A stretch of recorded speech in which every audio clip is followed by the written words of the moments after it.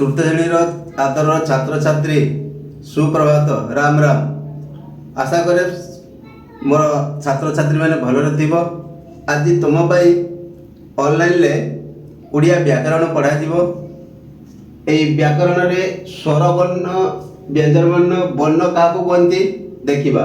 वर्ण ध्वनि वर्ण सृष्टि होई थाए।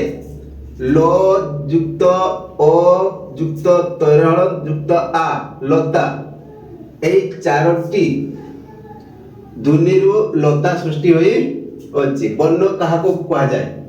ध्वनिर लिखित रूप को वर्ण बोली कह जाए। वर्णर प्रकार भेद ओडिया भाषा रे वर्ण दुई प्रकार। वर्ण केतोटी ना 50 टी वर्ण अछि। सेति मध्यरु दुई प्रकार वर्ण, गोटे स्वर वर्ण गोटे व्यंजन वर्ण। स्वर वर्ण क्या कहते? जो वर्ण आपे आपे उच्चारण हुए कहारी साहाय्य निये नाही ताकू स्वर वर्ण कह जाए। जो वर्ण अन्यर स्वर वर्णर साहाय्य नहीं उच्चारित हुए ताकू व्यंजन वर्ण बोली कह जाए। स्वर वर्ण है 11 टी, व्यंजन वर्ण 39 टी। स्वर वर्ण किए ना ओ आ हर्षई दीर्घई हर्षौ दीर्घौ रु ए ओई ओ औ यही 11 टी है स्वर वर्ण। अब व्यंजन वर्ण जो स्वर वर्ण साहाय्य उच्चारित हुए ताकू व्यंजन वर्ण कह जाए। यथा क युक्त अ क ख ग घ च इत्यादि एगुड़ी को व्यंजन वर्ण कह जाए।